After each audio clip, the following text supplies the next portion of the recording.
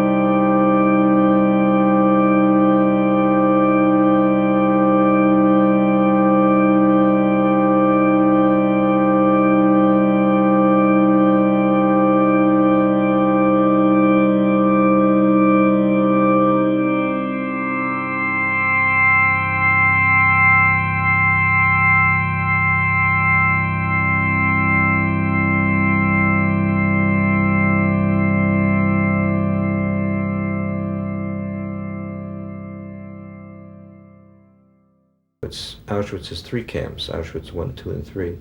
Auschwitz 2 is also called Birkenau. Walking into Birkenau, and I was immediately grabbed by the feeling that I had to come and do a retreat there and sit there. And so that formed the idea of having the retreat, and I decided to invite some people, and the number grew to 150 from all over the world.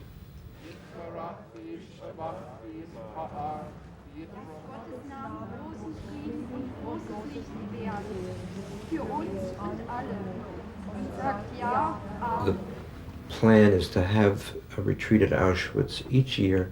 Next year, the Polish community will organize it fully. I certainly feel that Auschwitz is one of the important power places of our globe. And in walking into Birkenau, you can feel the million souls right there. So they're there, the energy is there, and they want to be remembered, and they want to go home. And that corresponds to the parts of ourselves that want to be remembered, brought back together, and want to go home. Samuel, Rothfeld, Jonas, Abraham, Lutze, Susan Saab, Niari, Alada, Rothschild, Emile. Yeah.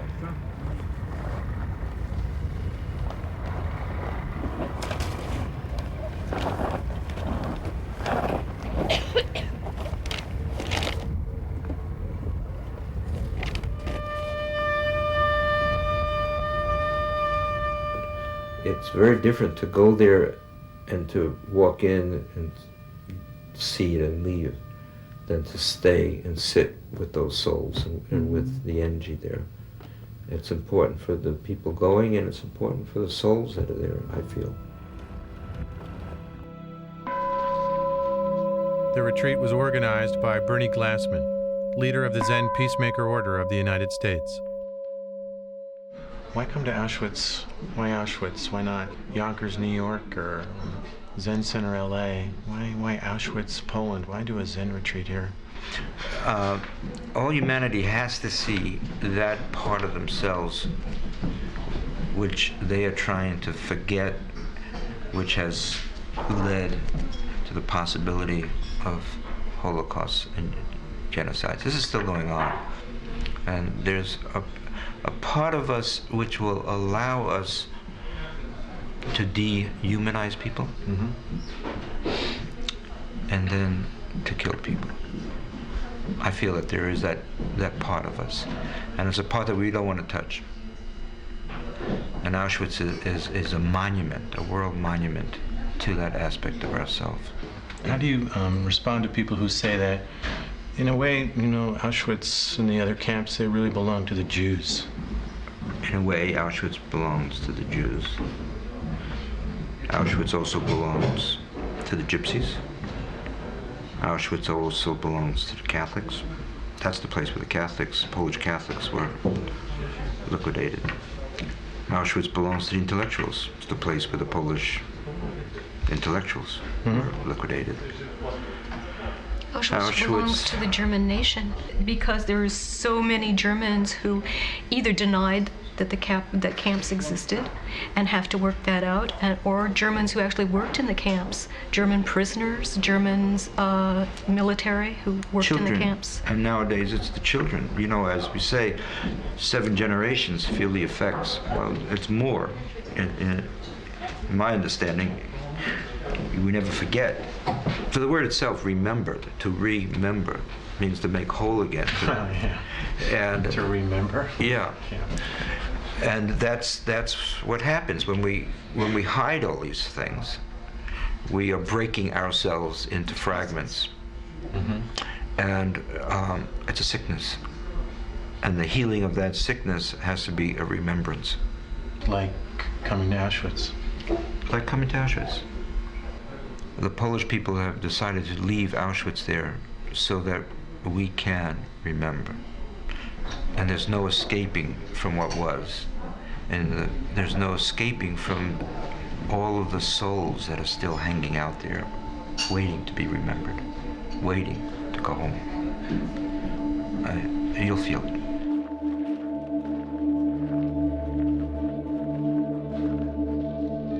I feel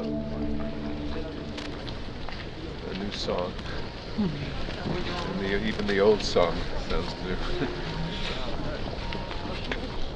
Righteousness in the other psalm is kind of expressed so nicely. It says, Tzedek v'shalom yishku, righteousness and peace. Kiss. Special kind of righteousness. Peace. There's a lot of sense here, doesn't it?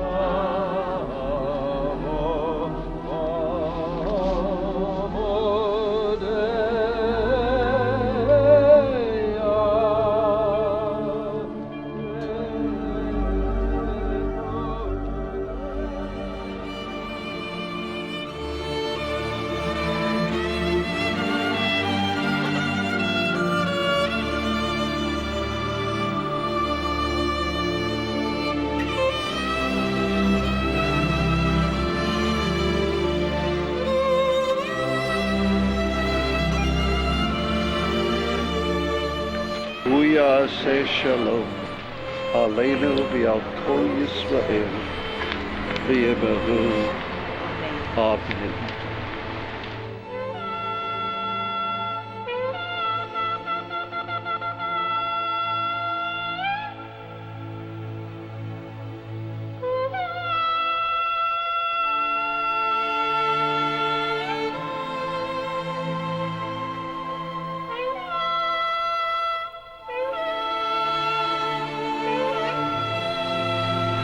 I would just like to ask you, since I invited in some way many of you to come here, I invite you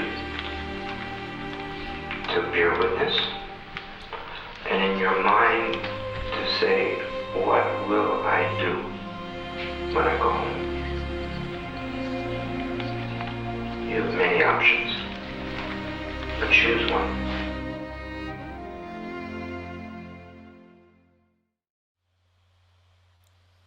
Thank you. Thank you for that. Once again, for those who came in during the film, welcome, and thank you so much for being here. Let's move right away. We have a panel of speakers today, and I will pass the microphone over to my friend Tony Katz, who will share his perspective and recollections. Tony, please, if you want to go ahead. Hi, everyone. Good afternoon. It's here in Krakow, in Auschwitz, in where Barbara and myself are. It's 6 p.m, and this was a very moving film. And we just ended the 27th retreat in Auschwitz-Birkenau. It was, as usual, I think, so very deep, so strong, so devastating, and so empowering, all at the same time. We had 50 participants from 13 countries, from Finland to Brazil, from US to Israel, also open, committed, and so appreciative for the life-changing experience, and I think especially for the gift of the 3 tenets. During the retreat, we had a memorial for Bernie, and his picture was with us most of the time in the center of the circle. I was sitting and meditating just across, and this picture was facing my eyes during the entire week. But like the Jewish tefillin, which is the Jewish prayer box that you have to put in front of your head, and includes the Shema and the basic commandments, I think it's much more than seeing them. Like for me, seeing Bernie's picture, it was about getting inspired by them every day, every morning when you pray, when it's related to the praying box. But for Bernie, it was really being inspired all the time. I was looking also up to the sky, and he wasn't there. But in those moments, it got really cold. I could see him smiling. Now you're possibly beginning to understand what is it to bear witness. And besides missing a smile that was more gentle when he was sick, at least in the past few years, his very strong presence on the platform, in the council, working with the staff, just sitting there. Bernie was totally present during this retreat, like in the 3 years before, after his passing away, and also, of course, when he was. But he was totally present in the retreat, in our hearts, those who knew him personally, his committed successors who devotedly come back and bring their students, but also those who knew about him, just read about him. But beside his presence through and within people, I think Bernie was so very present, from my perspective, also as a strategic organizational consultant. He was very present, not only, but possibly mostly, and very eternally, through the huge foundations he has so very successfully anchored and set. And I do not mean the legal entities, but the Auschwitz Bearing Witness Retreat as an entity, a construction that has all the needed ingredients for cooking a supreme meal. That means that these entities have their full capacity to carry out their mission in the present and to sustain themselves for the future. Like a big visionary, a great visionary, huge visionary, I think, to my understanding, what makes a great vision is the ability to design the components that will enable making it true, but also help sustain it for the going future And this is the power of design. Bernie was a huge architect, in my opinion. Some of these structural elements in the Auschwitz retreat include, first and foremost, is the realizing, as in the movie, how Auschwitz, the souls, the soil, the location itself, in Hebrew it's called the makom. Makom is also an expression for God in Hebrew. So the makom itself is this enormous graveyard can serve as a huge teacher. The ability to create a safe container held by the spirit holders, the interfaith clergy, the staff, the facilitators, all with a strong collaboration with the Polish Sangha, the museum, and the Dialogue Center. These are the structural elements, but there is an internal structure that includes the guides visit in Auschwitz, 1 and 2, the silent meditation, the selection platform, sitting on the selection platform, where they used to choose where to send the Jews, the chanting of the names, the way of counsel, exploring the different barracks also at night, ending with the Shabbat dinner. All those create the inner structure, but structures, good as they are, need spirit, neshama in Hebrew, to give them life, to keep them going. And those are the 3 tenets. Not knowing, bear witness, and loving actions, or the actions that arise out of them. And for me, all this started when my partner, Iris, came to Montague to interview Bernie as part of her PhD dealing with principles and practices of peacemaking in socially engaged Buddhist peace movements in East and West. So while they were discussing, Bernie, of course, told her, you should join us and come to Auschwitz. So unwillingly, and it's making it a long story short, with a lot of hesitation based on my growing up in Israel with a lot of knowing about the Holocaust, I joined her. But this was in 2010, and in a sense, the rest is history, because since then, we did not stop coming. And we come every year to touch base, to really bear witness from the not knowing to what we as people can do to other people, just because they are others. This drives us to take all kinds of different actions related to the bleeding Israeli-Palestine conflict. As a few examples, here in Auschwitz, I lit a candle for a Palestinian girl that was killed during the conflict. An Jewish Israeli lighting a candle for a Palestinian girl in Auschwitz, because these are the ripple effects coming from this awful place and how they affect others. Another time coming out of the retreat, I had a meeting with the deputy commander of the Israeli force. In his office, I was staring at a picture showing a flyover of the Israeli Air Force above the gate of Auschwitz. It became apparent that he led this flyover, and to his question about my staring, why are you staring at this picture, I said that I have just came back from the retreat, and I feel that we should have, as Israelis, enough power, but to defend ourselves, but not too much to cause suffering to others.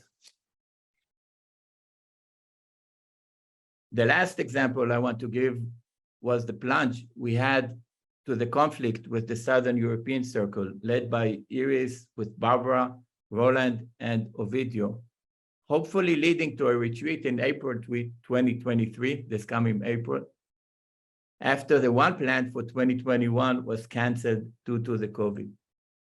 But there are many others or other examples of activity that were initiated after us having these life-changing experiences, and every year coming, touching base, touching hell, and coming out of it with a lot of wanting to try to change things in our life and hopefully in the place where we live in. But also since 2010, that first retreat, Bernie, Eve, and the ZPI have become our family. Attending bearing witness retreats in different places in the world, joint ventures with Bernie in Israel, planning and attending Serving the One as a project of a social engagement movement, and then a project I was part of in Greystone, of course, which is also a great, great example of Bernie's ingenuity as an architect, as a designer, as an innovator of entities that can sustain themselves for the long run and do good and well at the same time. So I want to express my deep, deep gratitude to Bernie. Toda Rabba. I think he loved Hebrew, so just Toda Rabba for changing my life, our life, and life of many others. And for me, really, Bernie was a great teacher, a great leader, a visionary, an innovator, an architect, a connector, and maybe foremost in the word I think he liked very much, a great mensch, a really big, big mensch. So thank you. And thank you, Barbara, for sharing the seat together. Thank you, Dan. Thank you so much, Tani. Wonderful. Much appreciated. Our next speaker, our next guest will be Undine Bismayer. Undine, if you'd like to unmute and go ahead and take the virtual microphone, if you will. Okay, thank you. Hello, everybody. First of all, I would like to say that I was really pleased being invited.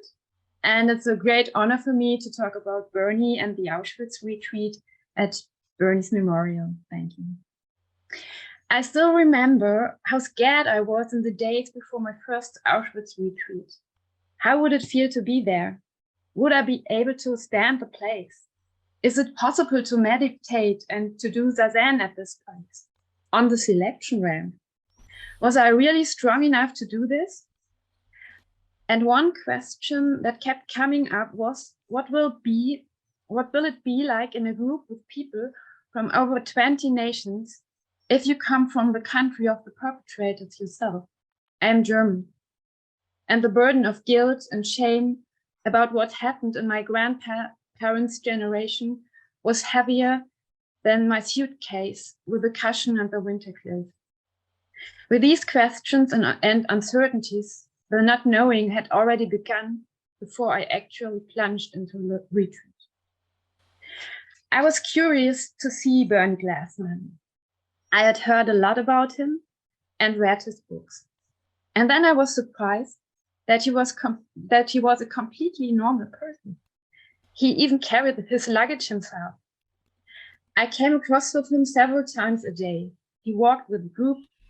He sat with us on the selection ramp. He, like everyone else, recited the names of the victims. He was one of us, a human, a mensch. Only one thing was different. He sometimes wore a pair of suspenders with little pink pigs on them. Nobody else dared to do that. I remember his deep dismay and sadness in the exhibition with Marian's drawings. The drawings show the terror and horror of Auschwitz in an intense way. How many times Bernie must have seen that before? And the expression on his face, so full of sadness, horror, and compassion, was so deep, as if he had been overwhelmed by it for the first time. The expression of his face in that situation somehow got impressed deep into my memory. Maybe because he was expressing exactly what I wanted to avoid. Being so touched by people suffering that it hurts. And this man demonstrated it to me. Because I was finally able to get involved, my heart opened wide. If I had to say what the retreat sparked most, it is compassion, compassion, and once again, compassion. No session had ever done that to this extent. My feelings of shame and guilt to be a grandchild of the generation that was responsible for the Holocaust appeared again and again. Maybe they will never be gone completely. In the meantime, however, I have experienced that we can trust in the solidarity and the sense of community in the group of participants, in the large group, and especially in the smaller council groups. Everyone is allowed to be who they are. All different feelings are allowed to be, and they are allowed to be shared. In Auschwitz, we bear witness to what is now, the sadness and despair, as well as the joy and the laughter. Because joy can also be in this place, I wouldn't have thought that would be possible before. Inspired by the Auschwitz retreat, retreats have developed in 2 other camps in Germany. In Ravensbrück, a former concentration camp for women, a retreat for women only. And there's also a retreat every 2 years in former concentration camp of Buchenwald, led by Heinz-Jürgen Metzger. For me, it is good to see that many young people take part in it. Bernie is my grandfather teacher. My teachers are Barbara and Cornelius, who have been spirit holders in Auschwitz for years. The Auschwitz retreat lives on without Bernie. But is it really without Bernie? Maybe without the person, but his energy, his spirit, and his respect for the diversity of people still lives on. The retreat offers people a space in which they can develop the courage to open up to the suffering in the world. It is important to me that Auschwitz doesn't remain some kind of island in my life, a distant place where we can have certain experiences. My question was, and still is, how we can integrate the spirit of Auschwitz retreat into our everyday life. A project that my first Auschwitz retreat inspired me was the Stumbling Stones project. Stumbling stones are cubes bearing a brass plate in the size of a cobblestone, which has been set into the floor of the sidewalks. The stones are laid in front of buildings where people were deported to concentration camps during the Nazi dictatorship. The name, the date of birth and death, as well as the location of their death, are all inscribed on the stone. They remind us of the victims and their fates. When I came back from Auschwitz for the first time, they caught my eye more than before. I thought I'd always taken note of them. However, that seemed not to be the case. I constantly discovered new stones in my city. In Auschwitz, people were murdered and burned without dignity or respect. There were no funerals, no tombstones. There exists no possibility to visit graves or leave small stones on the tombstones, as it is the Jewish tradition. Only nameless ash remained. A possibility to honor the victims is caretaking for the stumbling stones. The problem with the stones, however, is that the brass turns dark over time due to the environmental influences and shines no longer. Therefore, they have to be cleaned with metal polish, and that is what we do. With the Rabensanger of Cornelius and other groups, we have already carried out several actions in various German cities where we have cleaned the stones. We also presented the biographies of the people. In this way, we try to give the victims back some of their dignity. Barbara also cleaned stumbling stones with her group at a street retreat in Bremen. Next week, we will again do a stone cleaning action in Würzburg. Inspired by my experiences in the Auschwitz retreat, inspired by Bernie, we will make sure that here and today, we do not forget what happened. We will bring the experiences from the retreat in our everyday life. The Auschwitz retreat is so important because we should not forget what happened, because it is not just in the past, it is now. Right extremism and populism do not only exist in Germany. Nevertheless, we have a special responsibility here because of the Holocaust. The Auschwitz retreat is important in our time.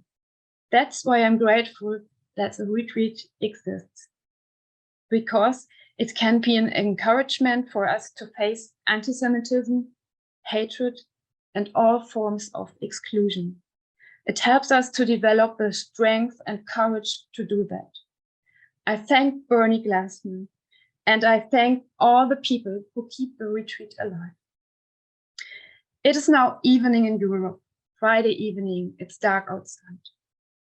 Shabbat Shalom to all the participants of the Auschwitz retreat. Shabbat Shalom to all stand peacemakers in space and time. Thank you for listening. Thank you, Undine. Thank you so much. And next, Barbara Wegmüller, if you would like to please go ahead and unmute and share with us. Thank you. Mhm. Hello and good evening. Yeah, as you heard, we just came back from the place in Birkenau in this retreat that started on Monday morning at 8 when we left from Krakow. And first, we went in the museum in Auschwitz I to learn about the whole story again. And I come here now since 1999.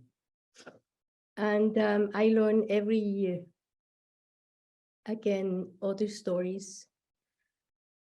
Again, see other pictures. I really like very much how the museum is growing in a very beautiful way, with a lot of respect for the different groups who had to suffer here. It's really wonderful. It is a big change since the beginning when I was here in Poland at the retreat. So it's really a great work of giving us every year more information about this huge impact that happened here and about this huge suffering.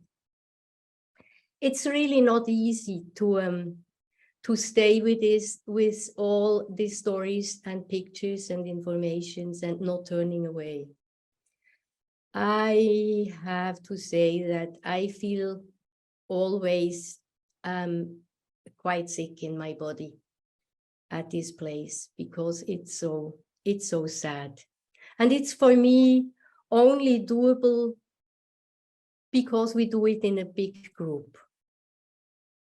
And when I did it the first time, I was taken by friends to the retreat. I myself, I would never have the idea just to go to a retreat in Auschwitz.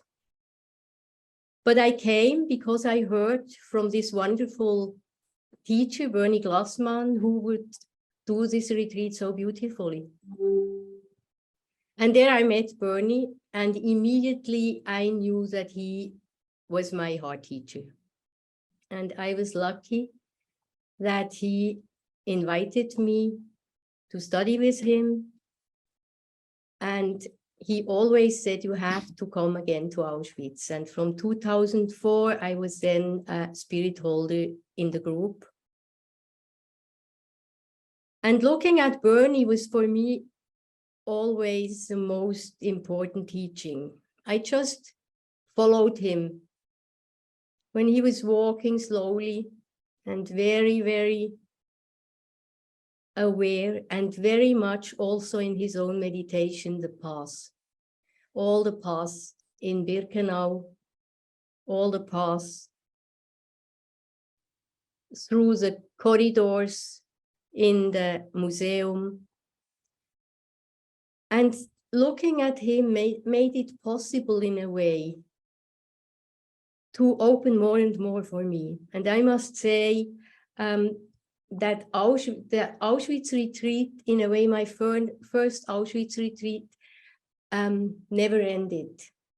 It had such a huge impact in my daily life, in my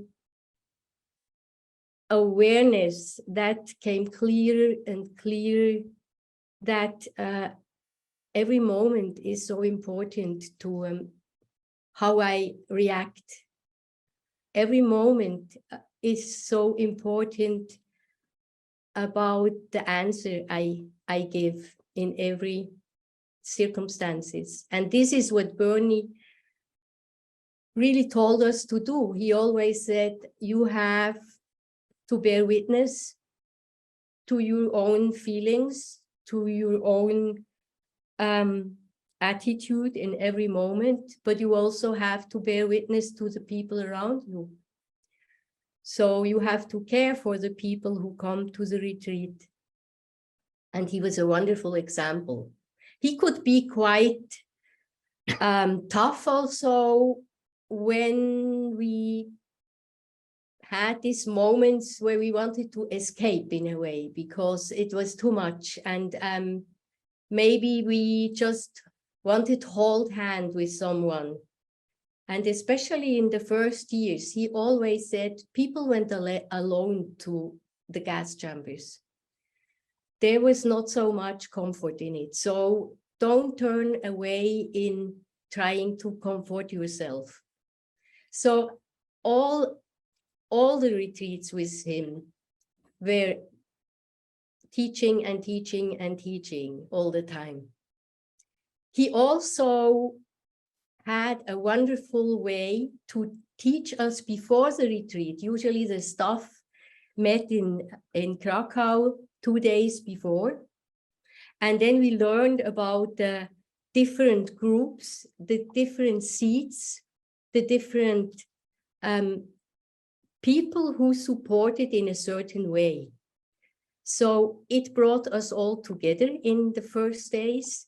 And we created like a strong family feeling already before we welcomed the participant, which is one of the really brilliant ways how Bernie was teaching. He did the same with us in studies about Zen.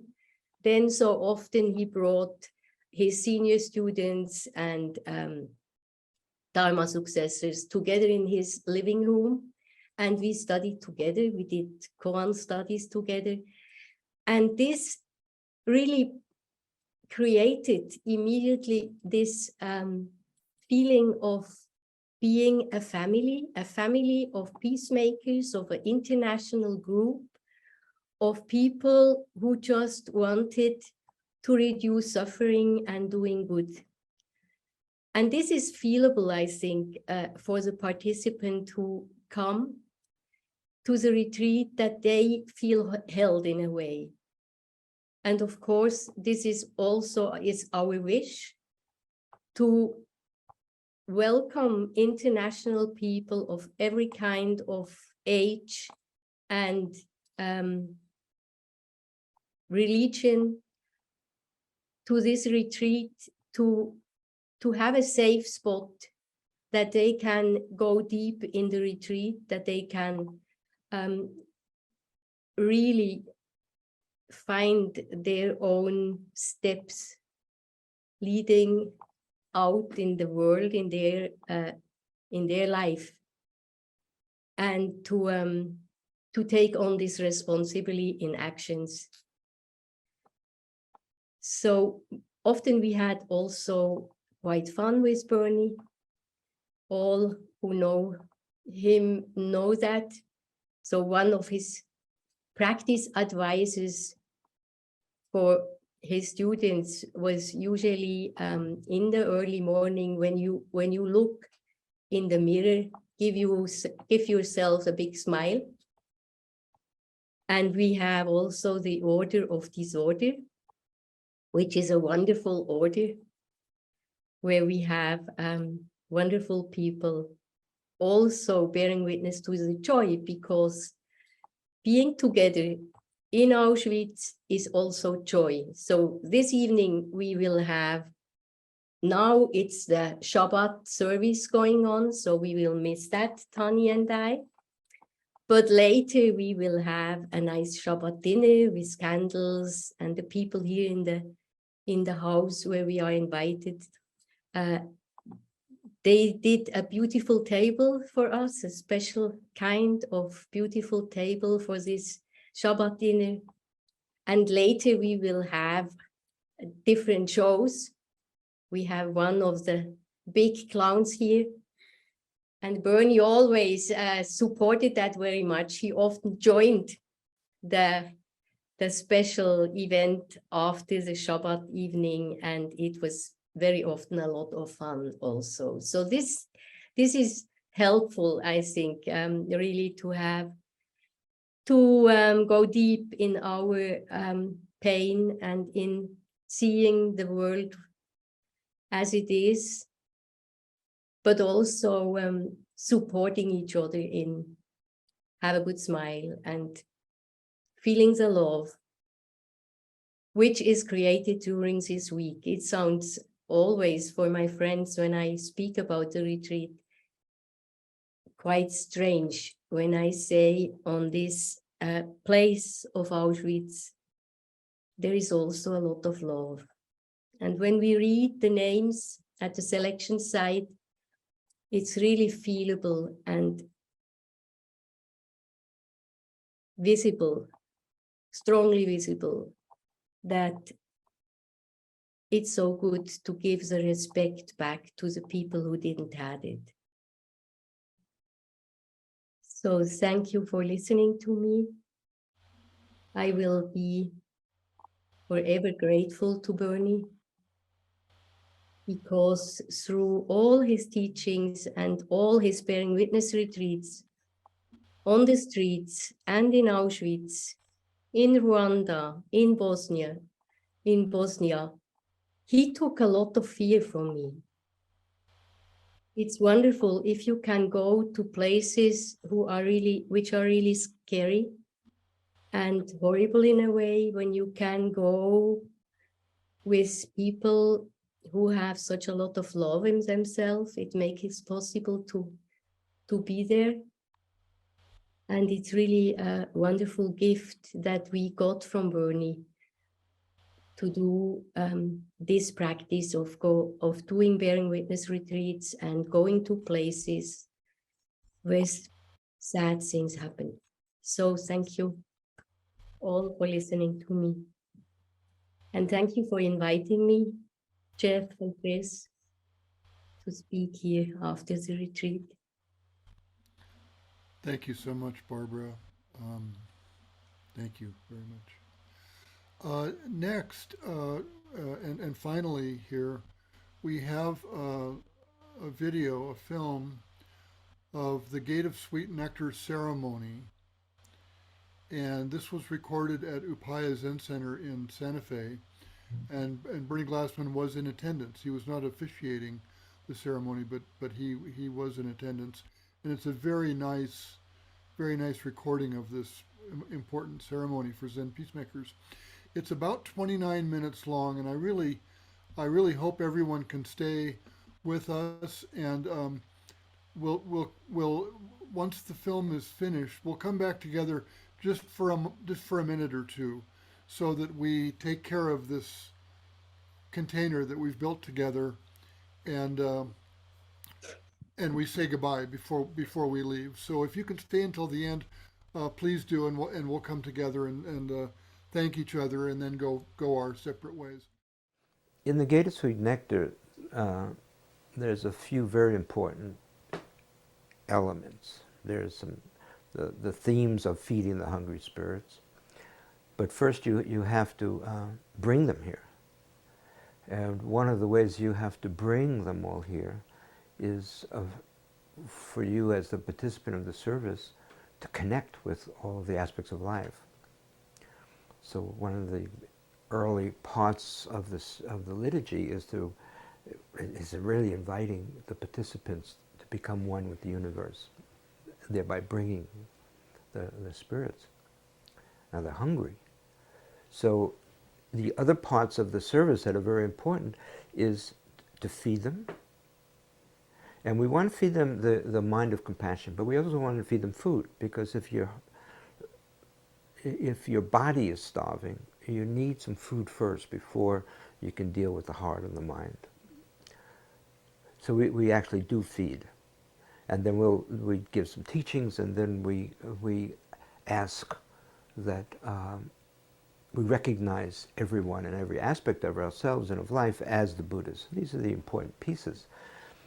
The part of feeding is very similar to Catholic Mass, and therefore I call it a Buddhist Mass or Buddhist communion.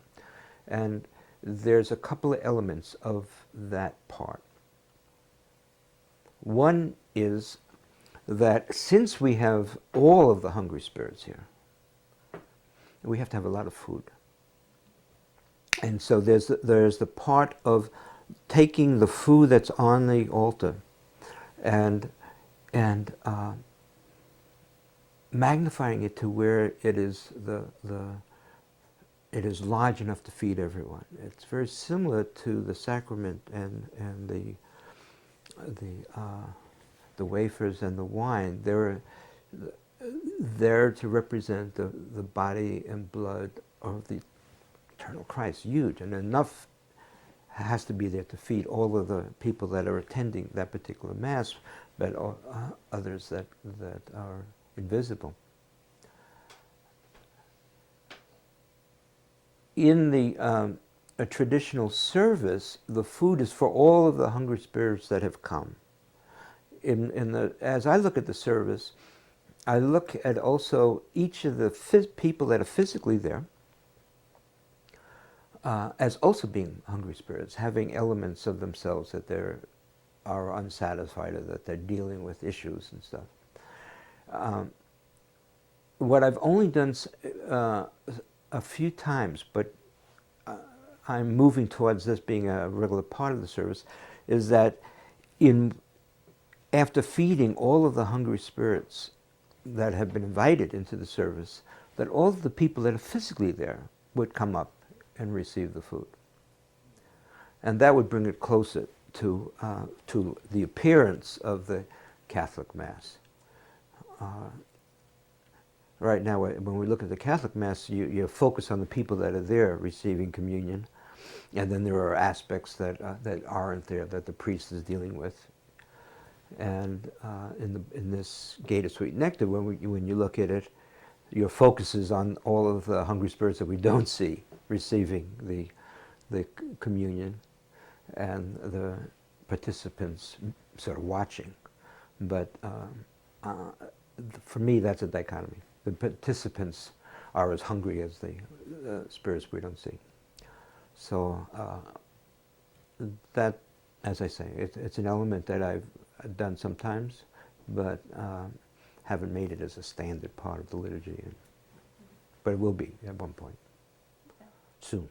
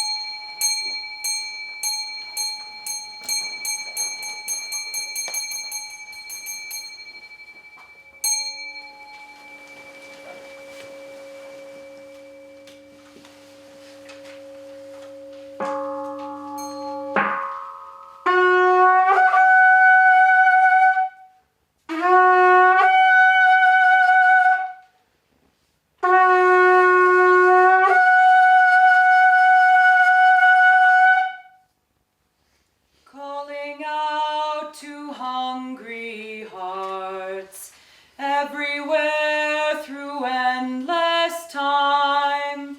You who wander, you who thirst, I offer you this Bodhi mind, calling all you hungry spirits everywhere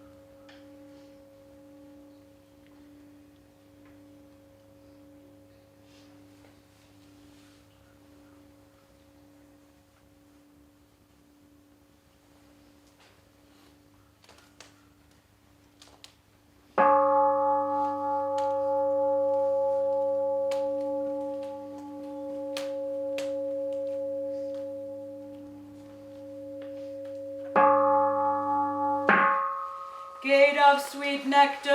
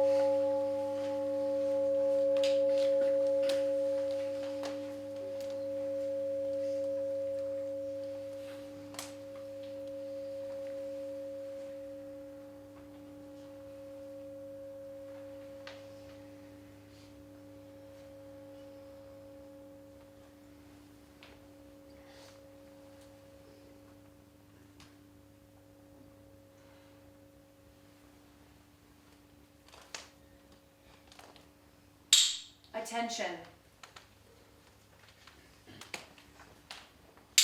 Attention.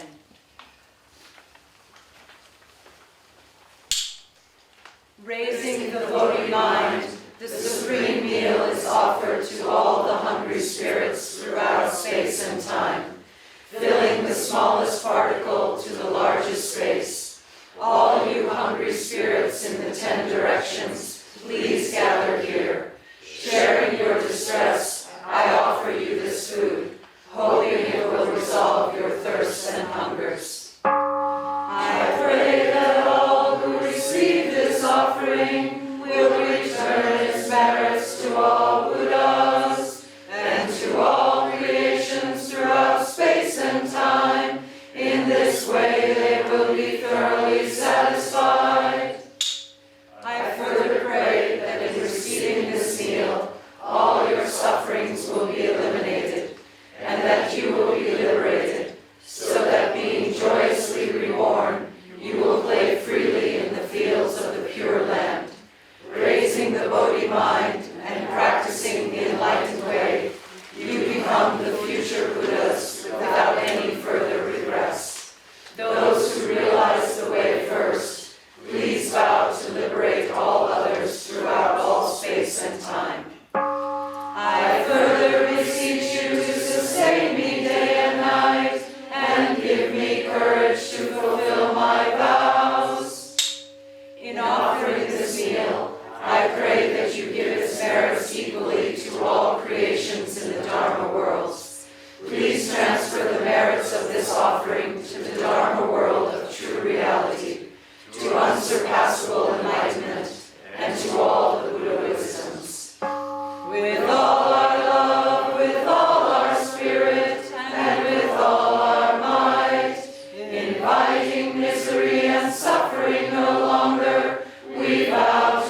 accomplish the way. May all creations in the Dharma world swiftly accomplish the Buddha way together. No Yarita Rita Ta Yata Ya. Being one with the unconditioned Tathagata. Om Boho Te Riyata Rita Ta Yata Ya.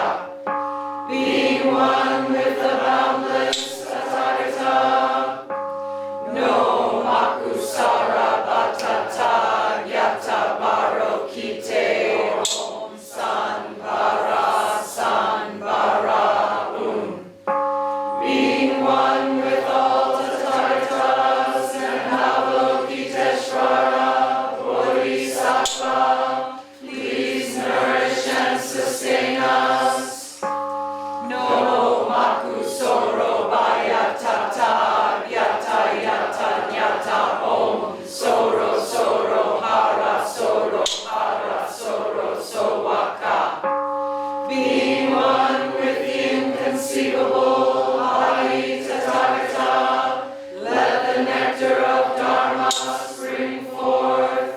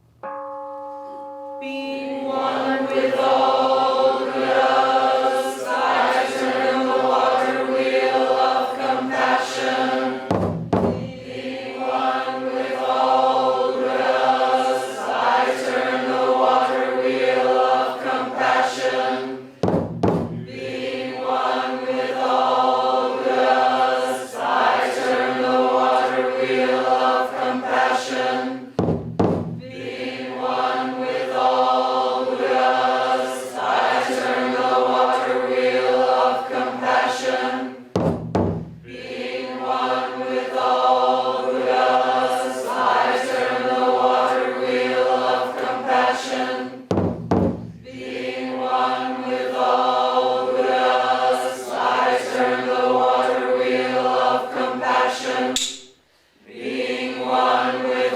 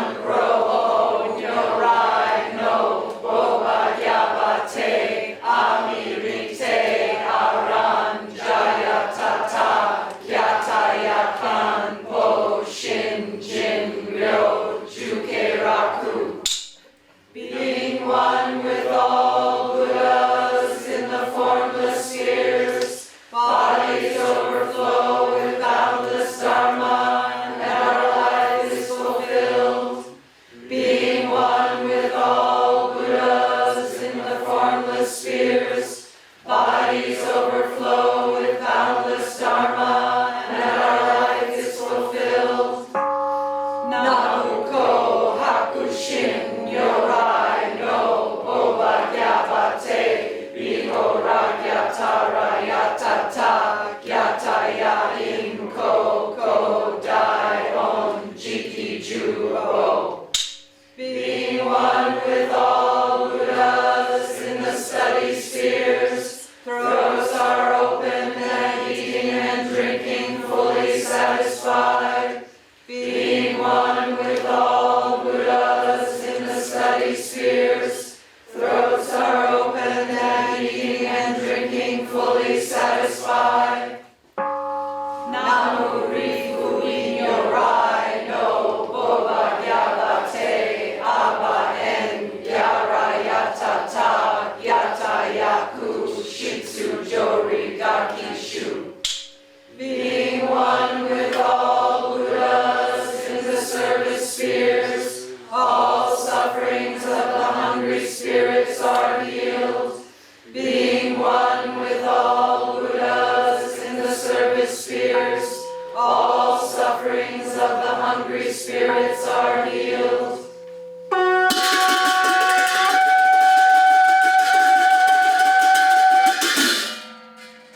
Ombo Jishi Taboda Hadayami.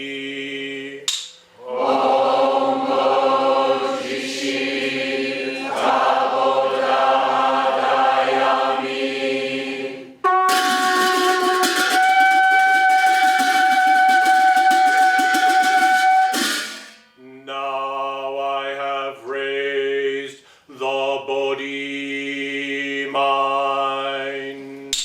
Now I have raised the Bodhi mind.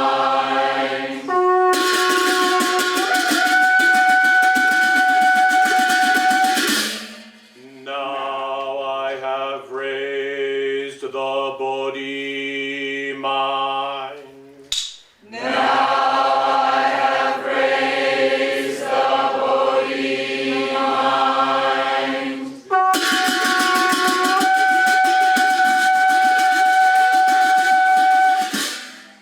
Om San Maya Satoban. Om San Maya Satoban.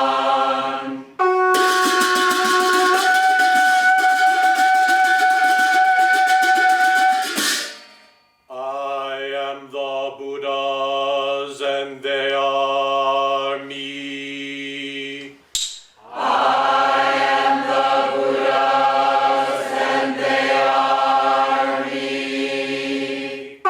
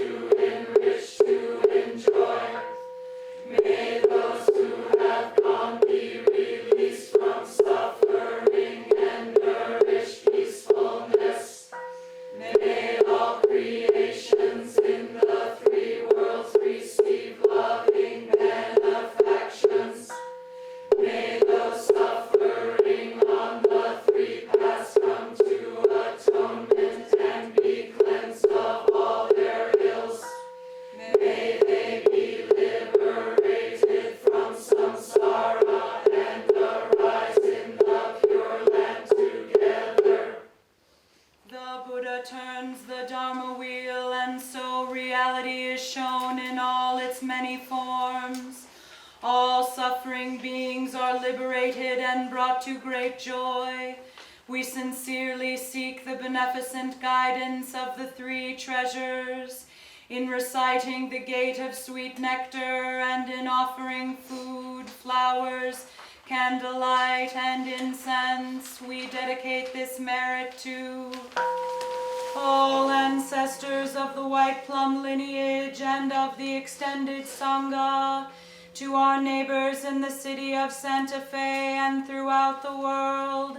Let us forever remember the causes of suffering, and let us forever act to end suffering. May we always have the courage to bear witness, to see ourself as other and other as ourself, to all those who have lost their lives or suffered harm, to the victims of war, starvation, oppression, and for the peace of the world, to those who died before birth, to all beings in the various realms, to the countless spiritual beings who are starved for the Dharma, to those in the lower realms of existence, and to the harmful spirits who hinder the way. May they be satisfied with our offering of the Dharma, cultivate right wisdom, liberate all beings, and allow the seeds of wisdom to flourish forever. This is our life, the length of our days. Day and night we meditate upon it. This is our life, the length of our days. Day and night we meditate upon it. This is our life, the length of our days. Day and night we meditate upon it. This is our life, the length of our days. Day and night we meditate upon it.